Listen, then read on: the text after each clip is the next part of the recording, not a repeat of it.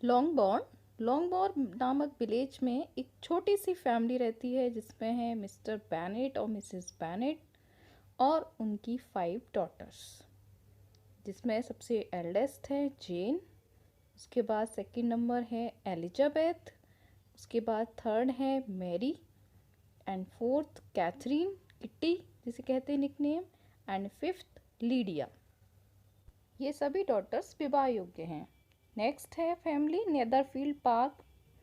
Park में जो रहती हैं वो रहते हैं उसमें मिस्टर बिंगले, और मिस्टर बिंगले के साथ में है उनकी सिस्टर हैं मिसिस हर्स्ट।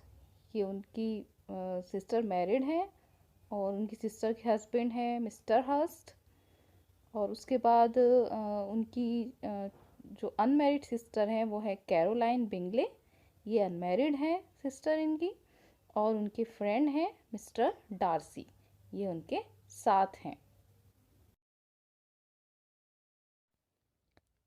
अदर करेक्टर्स हैं इसमें Charlotte Lucas, eldest daughter of the Lucases of Meryton. Meryton में जो ल्यूकासिस फैमिली रहती है उसकी सबसे बड़ी डॉटर है। इंटीमेट फ्रेंड ऑफ एलिजाबेथ, और एलिजाबेथ की इंटीमेट फ्रेंड यानी कि क्लोज फ्रेंड है शार्लोट ल्यूकस। नेक्स्ट है mister and Mrs Philips. Mister and Mrs Philips जो हैं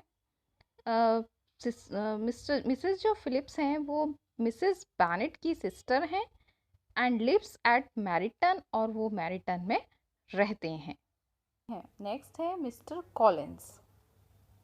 mister Collins distant cousin of Mr Bennet, Mr Bennet के दूर के भाई हैं, heir of Mr Bennet's property, और मिस्टर बैनेट की प्रॉपर्टी के उत्तराधिकारी हैं, क्योंकि मिस्टर बैनेट की कोई मेल उत्तराधिकारी नहीं है, उनकी केवल 5 डॉटर्स हैं, इसलिए मिस्टर कॉलिंस उनकी प्रॉपर्टी के उत्तराधिकारी हैं। यद्यपि वो उनके डिस्टेंट कजिन हैं, दूर के भाई हैं फिर भी। नेक्स्ट है लेडी कैथरीन डी बो। ये employer of Mr Collins, Mr Collins के एम्प्लॉयर हैं, इनके यहाँ मिस्टर कॉलिंस काम करते हैं, and aunt of Mr Darcy, और मिस्टर डार्सी की ये आंट हैं। नेक्स्ट है जॉर्ज विकहम।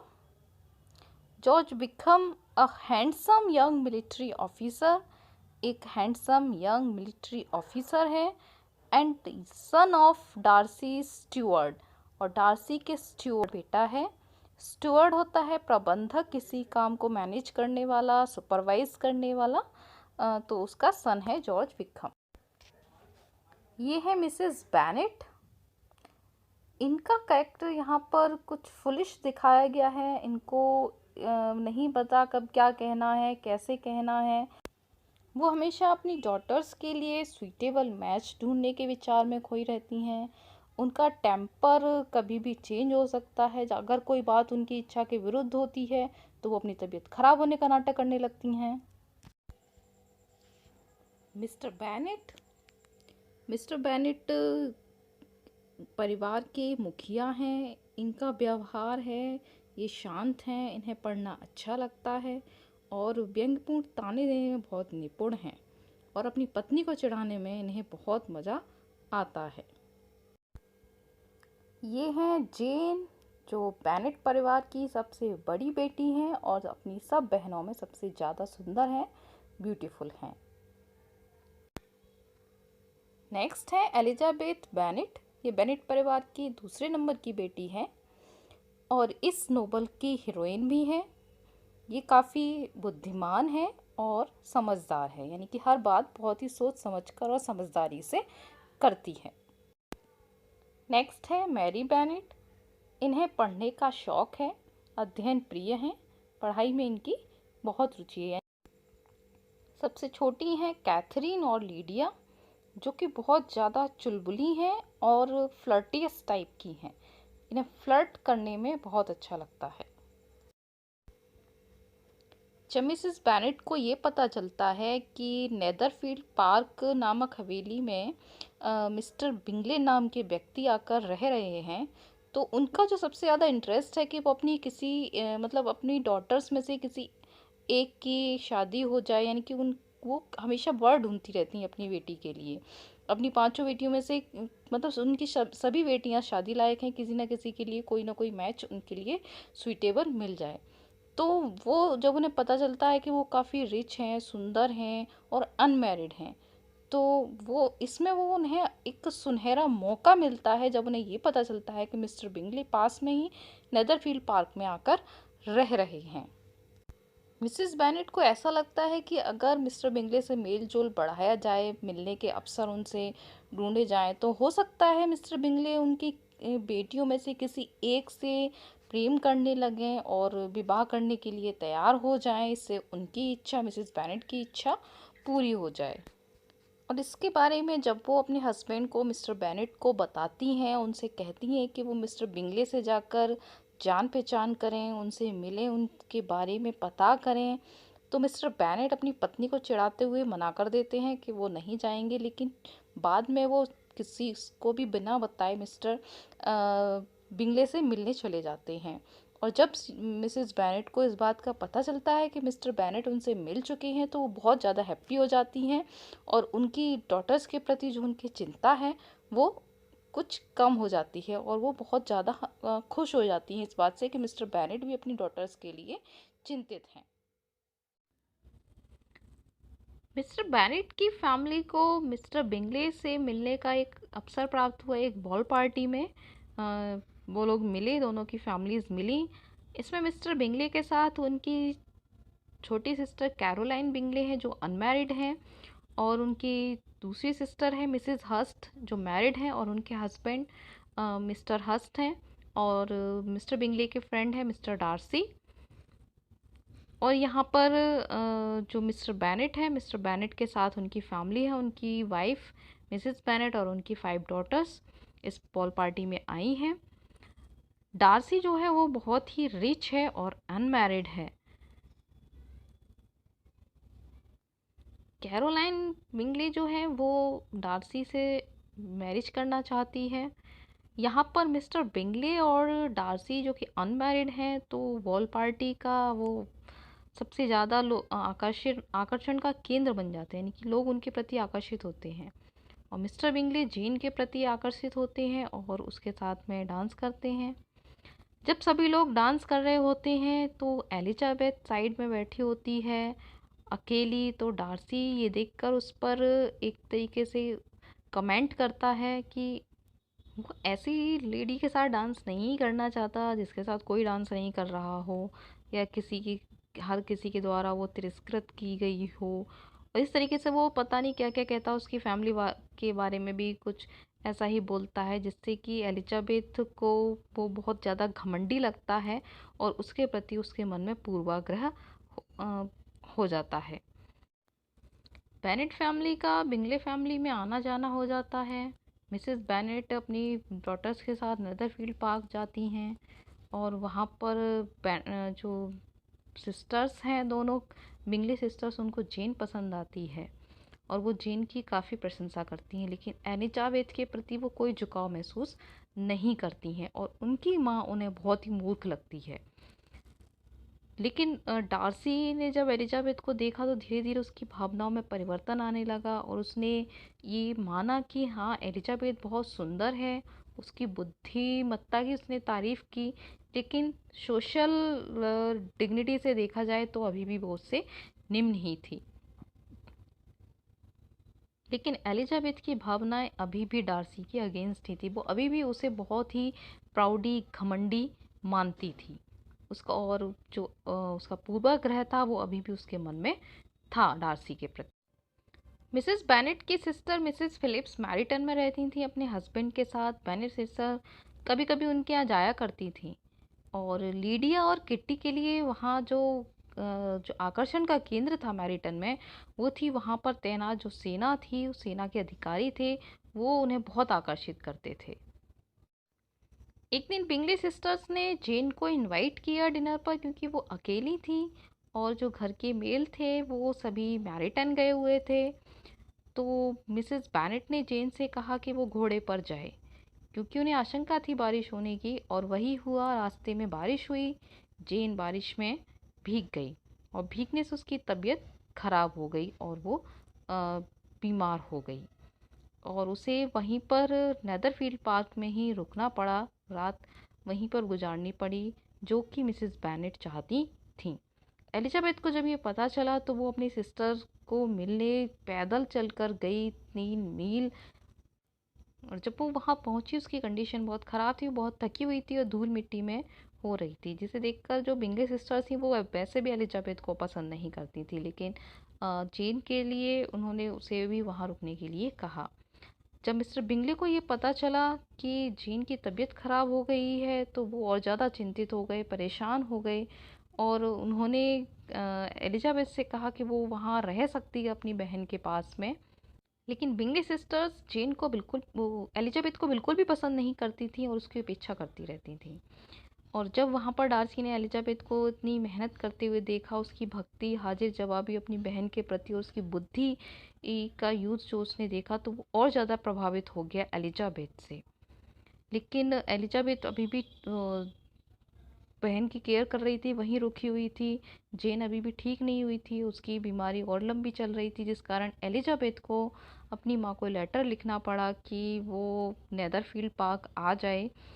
तो मिसेस बेनेट अपनी दोनों छोटी डॉटर्स के साथ में वहाँ पहुँची और वो बिल्कुल भी चिंतित नहीं हुई अपनी बेटी को देखकर, क्योंकि वो चाहती थी कि जेन जल्दी ठीक, क्योंकि वो चाहती थी कि जेन अभी भी वहीं रहे और मिस्टर बिंगले से जान पहचान और बढ़ाए, और वो नहीं चाहती थी कि जेन घर जाए, इसलिए वो उसे बिना लिए ही घर वापस आ गई। लेकिन जेन धीरे धीरे ठीक हो गई और ये देखकर मिस्टर बिंगले बहुत खुश हो गए और उस पर अपना ध्यान केंद्रित कर दिया। एलिजाबेथ अब घर जाना चाहती थी और वो अब अपनी सिस्टर के पास आई और बोली कि अब उन्हें घर जाना चाहिए। लेकिन मिसेस बेनेट नहीं चाहती थी कि वो अभी वापस आए, इसलिए उन्होंने सूचना भिजवा दी कि गाड़ी मंगलवार तक तैयार नहीं हो पाएगी, नहीं आ पाएगी। इसलिए एलिजाबेथ ने नहीं माना और उन्होंने मिस्टर बिंगले से कहा कि वो उन्हें अपनी गाड़ी दे दें और वो उनकी गाड़ी में घर जाना चाहती हैं। मिस्टर बिंगले ये जानकर निराश हो गए, उन्हें रोकने की भी कोशिश की लेकिन वो नहीं माने और वो अपने घर चली गई। और जब वो अपने घर पहुंची तो मिसेस बेनेट उन्हें देखकर बिल्कुल भी खुश नहीं हुई, क्योंकि वो चाहती थी कि वो और वहाँ पर रुके और टाइम वहाँ पर स्पेंड करे। मिस्टर कॉलिंस मिस्टर बेनेट के दूर के रिश्ते के भाई थे, उनके कजिन थे। क्योंकि मिस्टर बेनेट का कोई मेल एयर यानी कि पुरुष उत्तराधिकारी नहीं था, इसलिए उनकी जो लॉन्ग बॉन्ड की पूरी संपत्ति थी मिस्टर बेनेट के पश्चात वो उनके भाई मिस्टर कॉलिंस को मिलने वाली थी। Mister Collins Lady Catherine de Bourgh के यहाँ पर पादरी का कार्य करते थे। Lady Catherine de Bourgh Darcy की आंट थी और उनका जो बिहेवियर था वो हर काम में दखलंदाजी करने वाली थी, अपना रौब चलाने वाली थी, दिखावटी थी, उनमें कोई शिष्टाचार नहीं था। कैथरीन ने मिस्टर कॉलिंस से कहा कि अब वो विवाह कर लें, अब वो शादी कर लें। तो लेडी कैथरीन की आज्ञा मानकर वो मिस्टर बेनेट के यहाँ जाते हैं, उनसे मेलजोल बढ़ाना चाहते हैं। वो बेनेट बहनों में से किसी एक से विवाह करना चाहते थे, इसलिए वो बेनेट फैमिली में आए थे और उनसे काफ़ी मेलजोल बढ़ाना चाहते थे। मिस्टर कॉलिंस बेनेट सिस्टर में से सबसे ज़्यादा जेन के प्रति आकर्षित हुए, लेकिन जब उन्हें ये पता चला कि वो उन पहले से ही वो मिस्टर बिंगले के साथ में उनका प्रणय चल रहा है, उनका बंधन चल रहा है, तो फिर उन्होंने अपना ध्यान जो है वो एलिजाबेथ के प्रति आकर्षित कर लिया, अपना ध्यान उधर एलिजाबेथ के प्रति ट्रांसफ़र कर दिया। और जब ये बात मिसेस बेनेट को पता चली तो वो काफ़ी खुश हो गई, क्योंकि उन्हें ये बहुत अच्छा जोड़ा लगा उनका, कॉलिंस का और एलिजाबेथ का। उसके बाद बेनेट सिस्टर्स अपनी मौसी यानी कि मिसेस फिलिप्स के यहाँ पहुँचे और साथ में वो मिस्टर कॉलिंस को भी ले गए थे, जहाँ पर मैरिटन में लीडिया को एक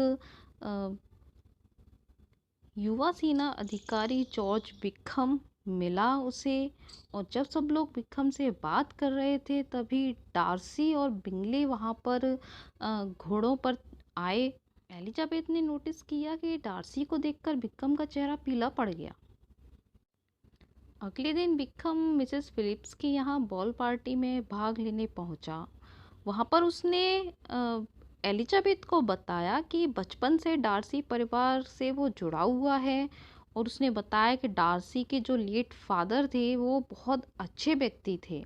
उन्होंने डार्सी मतलब डार्सी जो है वो उसका व्यवहार अच्छा नहीं है, लेकिन उसके फादर बहुत अच्छे थे। उन्होंने विक्रम की देखरेख की, उसे पाला है। उसे जो शिक्षा दी गई थी वो पादरी बनने के लिए दी गई थी, न कि सेना में भर्ती होने के लिए।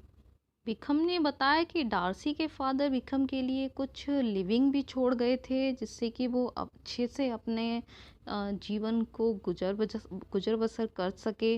लेकिन डार्सी ने उनकी आज्ञा नहीं मानी, और वो जो उसकी प्रॉपर्टी विक्रम के लिए छोड़ी थी वो उसने किसी और को दे दी।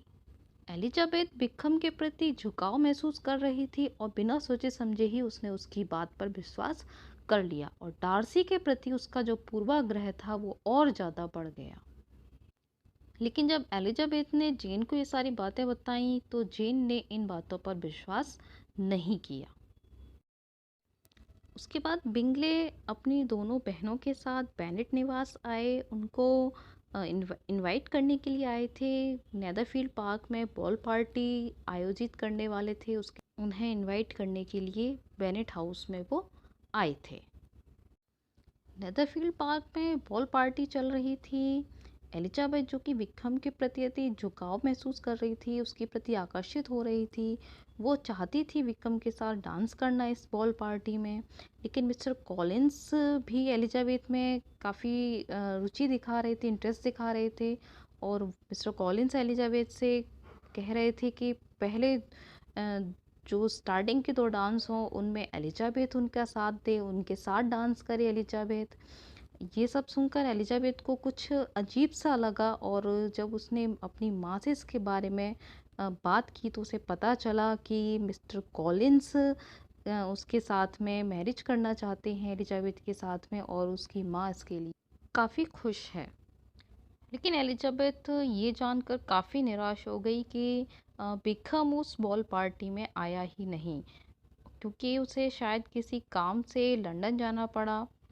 लेकिन एलिजाबेथ ने फिर ये सोचा कि शायद वो डार्सी से नहीं मिलना चाहता था, इसलिए शायद वो वहाँ उस बॉल पार्टी में नहीं आया, वो डार्सी की नज़रों से बचना चाहता था।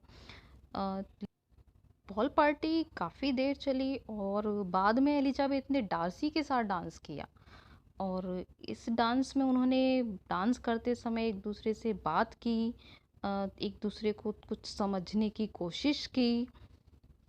उसके बाद मिस्टर बिंगले ने भी एलिजाबेथ से बात की बिकहम के बारे में, और उसे बताया कि बिकहम ने जो कुछ भी उससे कहा है डार्सी के बारे में वो उसे बिल्कुल भी सही नहीं माने, क्योंकि एलिजाबेथ बिंगले ने एलिजाबेथ को ये भी बताया कि बिकहम के जो फादर थे वो डार्सी के फादर के केवल एक सर्वेंट थे।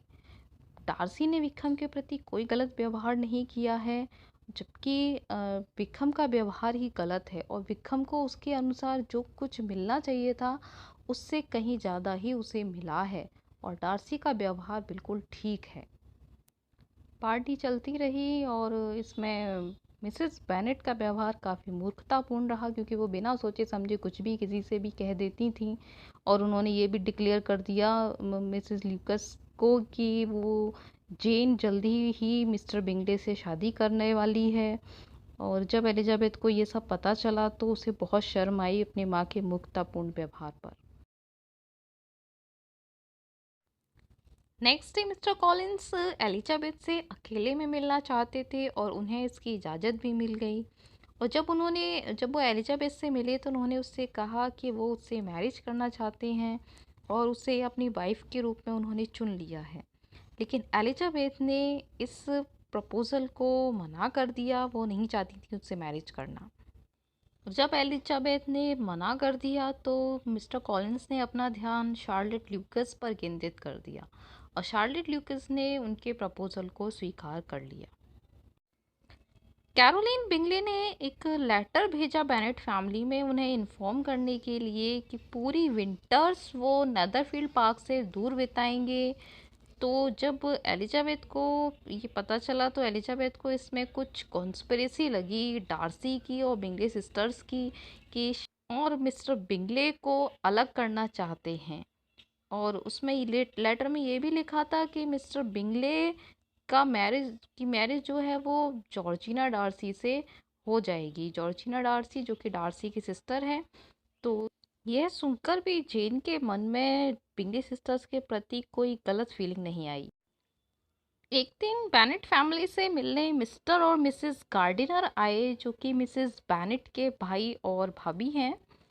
गार्डिनर जो है मिस्टर गार्डिनर वो लंदन में एक व्यवसायी हैं। वो अपनी बहन के स्वभाव से एकदम विपरीत हैं। वो समझदार हैं और बहुत ही शालीन हैं।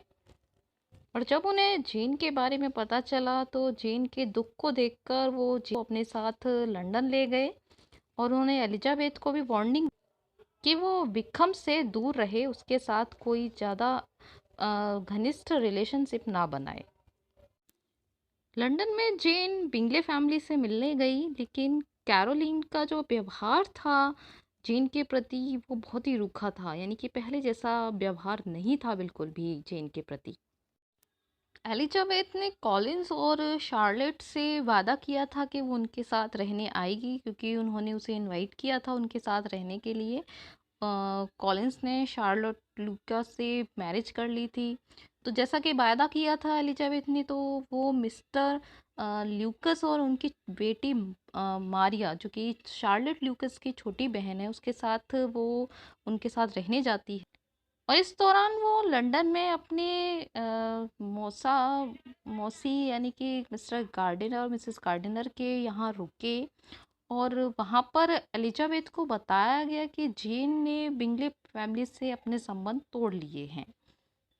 एलिजाबेथ को ये जानकर बहुत दुख हुआ क्योंकि वो जानती थी कि जेन मिस्टर चार्ल्स बिंगले को बहुत पसंद करती थी। सर ल्यूकास वहाँ से वापस आ गए लेकिन एलिजाबेथ फिर भी वहीं रुकी रही। और एक दिन वो मिस्टर कॉलिंस और शार्लेट के साथ में लेडी कैथरीन से मिलने गई। और वहाँ पर डार्सी अपने फ्रेंड या कह सकते हो उसका कजिन भी था कर्नल फिट्स विलियम के साथ में वो भी वहाँ लेडी कैथरीन के पास आए उनसे मिलने आए क्योंकि वो डार्सी की आंट थी।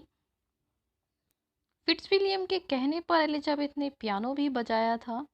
और इस तरीके से डार्सी और फिट्जविलियम वहाँ पर नियमित रूप से आने लगे। और जब एलिजाबेथ अकेली होती थी तब भी डार्सी ने उससे ये नहीं कहा कि वो उसे पसंद करता है। और एक बार फिट्जविलियम ने एलिजाबेथ को बताया कि डार्सी ने किस तरह से अपने फ्रेंड को एक लड़की से बचाया है, उससे मैरिज होने से बचाया है। फिट्जविलियम ये नहीं जानता था कि ये जेन की सिस्टर है और वो जेन के बारे में बात कर रहा है। और जब एलिजाबेथ को ये पता चला तो उसका पूर्वाग्रह और बढ़ गया डार्सी के प्रति कि उसी ने उसकी बहन जेन को मिस्टर बिंगले को अलग किया है। एक दिन डार्सी एलिजाबेथ से मिलने आया और उसने एलिजाबेथ से कहा कि वो उससे मैरिज करना चाहता है। लेकिन एलिजाबेथ अभी भी उसे बहुत ही प्राउडी समझती थी, घमंडी समझती थी और उसने उसके प्रपोजल को मना कर दिया। और उसने ये भी कहा, उस पर दोष लगाया कि उसने उसकी बहन को और मिस्टर बिंगले को अलग किया है, वही इसका जिम्मेदार है और वो उसे बिल्कुल भी पसंद नहीं करती है और वो किसी भी स्थिति में उससे शादी नहीं करेगी। नेक्स्ट मॉर्निंग जब एलिजाबेथ पार्क में टहल रही थी तो उसी समय वहाँ पर डार्सी आया और उसने एलिजाबेथ को एक लेटर दिया और लेटर देकर वो तुरंत ही वहाँ से चला गया। एलिजाबेथ ने जब उस लेटर को पढ़ा तो उसमें कि मिस्टर चार्ल्स बिंगले को उसने ही मना किया था जेन का विचार त्यागने के लिए। और उसने ऐसा इसलिए किया कि उसे लगा शायद जेन उसके फ्रेंड को यानी मिस्टर बिंगले को पसंद नहीं करती है। डार्सी ने विक्रम के बारे में भी ये क्लियर कर दिया लेटर में कि उसके फादर ने, डार्सी के फादर ने विक्रम को कैम्ब्रिज यूनिवर्सिटी में शिक्षा दिलवाई थी और उसकी पूरी शिक्षा का जो भी खर्चा था वो स्वयं उठाया था, खुद उठाया था। और विक्रम ने पादरी बनने से मना कर दिया था, इसलिए उसके बदले में उसने 3,000 पाउंड्स की मांग रखी थी। और जो उसने मांग रखी थी 3,000 पाउंड की, वो उसकी पूरी भी कर दी गई थी। लेकिन उसने क्या किया, उस शिक्षा को पूरा भी नहीं किया और उसने वो पैसे भी सारे, यानी कि जो उसकी मनी दी गई थी वो भी उसने पूरा खर्च कर दिया। और जब इसके अलावा उसने क्या किया था कि जब विक्रम सॉरी डार्सी की जो बहन थी वो जब केवल 15 साल की थी, तब विक्रम ने उसको फुसलाकर भगा ले जाने की भी कोशिश की थी। यानी कि जो विक्रम था वो बहुत ही बुरा था, यानी कि उसने कोई भी काम उसने ठीक तरीके से नहीं किया।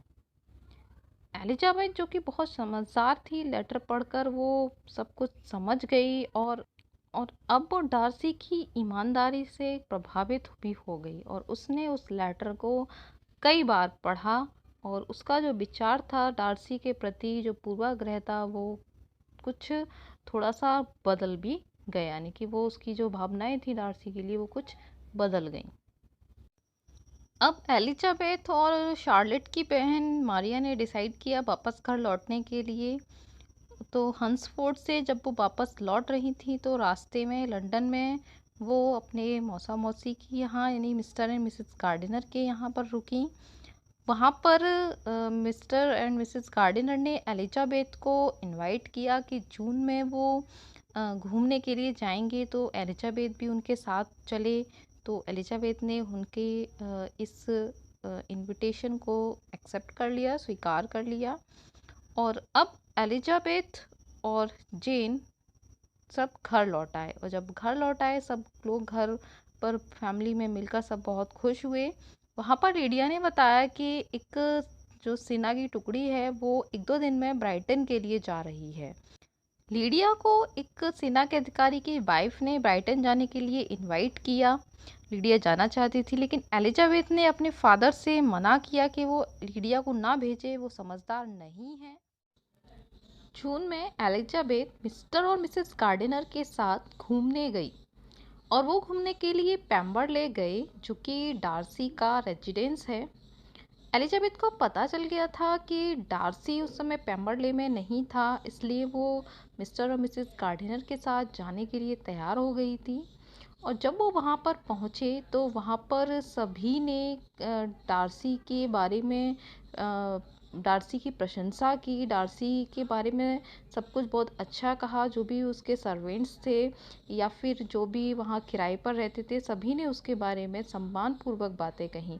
और ये सुनकर, उसके बारे में, डार्सी के बारे में जानकर एलिजाबेथ की जो भावना थी डार्सी के प्रति वो बिल्कुल बदल गई और वो उससे काफ़ी प्रभावित हुई। और जब सभी लोग पेम्बरले गार्डन की तारीफ कर रहे थे, उसकी प्रशंसा कर रहे थे, तभी एलिजाबेथ अचानक से एकदम से आश्चर्यचकित रह गई ये देखकर कि डार्सी एकदम से उसके सामने आकर खड़ा हो गया। क्योंकि उसे पता था कि डार्सी यहाँ नहीं था और एकदम से वो उसके सामने आ गया, तो वो एकदम से चौंक गई एलिजाबेथ उसको देखकर। और डार्सी ने सभी के साथ में विनम्रतापूर्वक व्यवहार किया। उसका व्यवहार बहुत अच्छा था सभी के साथ। ये देखकर एलिजाबेथ की जो भावना थी डार्सी के प्रति वो और ज़्यादा बदलती चली गई। फिर एलिजाबेथ को जेन का एक लेटर मिलता है जिसमें जेन ने लिखा है कि लीडिया विक्रम के साथ में भाग गई है। और एलिजाबेथ जब ये लेटर पढ़ रही थी तभी डार्सी वहाँ आया और उसने भी लेटर पढ़ा और उसके बाद उसने एलिजाबेथ के प्रति सहानुभूति दिखाते हुए और समझदारी दिखाते हुए उससे कहा कि वो ये बात किसी को भी नहीं बताएगा। और फिर सभी वापस लॉन्गबॉर्न लौट आए। जब मिस्टर और मिसेस गार्डिनर एलिजाबेथ के साथ लॉन्गबॉर्न पहुंचे तो वहां जाकर उन्हें पता चला कि मिस्टर बेनेट पहले से ही लंदन जा चुके थे लीडिया को ढूंढने के लिए। और उसके बाद मिस्टर गार्डिनर लंदन पहुंचे और उन्होंने वहां से मिस्टर बेनेट को वापस लॉन्गबॉर्न भेज दिया। और वहां पर उन्होंने काफ़ी खोजबीन की और उन्हें भिक्कम और लीडिया का पता चल गया और उसके बाद उन्हें ये भी पता चला कि भिक्कम लीडिया से इस शर्त पर शादी करने के लिए तैयार था कि यदि मिस्टर बेनेट लीडिया को एनुअली 100 पाउंड दें और इसके अलावा एक निश्चित सम ऑफ मनी दें, एक निश्चित अमाउंट दें, तो वो लीडिया से शादी करने के लिए तैयार था। और उसे वो जो मनी वो चाहता था उसे वो दे दी गई थी और उन दोनों की मैरिज हो गई थी। मिस्टर बिंगले अब डार्सी के साथ नेदरफील्ड पार्क वापस आ गए और अब मिस्टर बिंगले डेली लॉन्गबोर्न जाते थे बेनेट फैमिली से मिलने।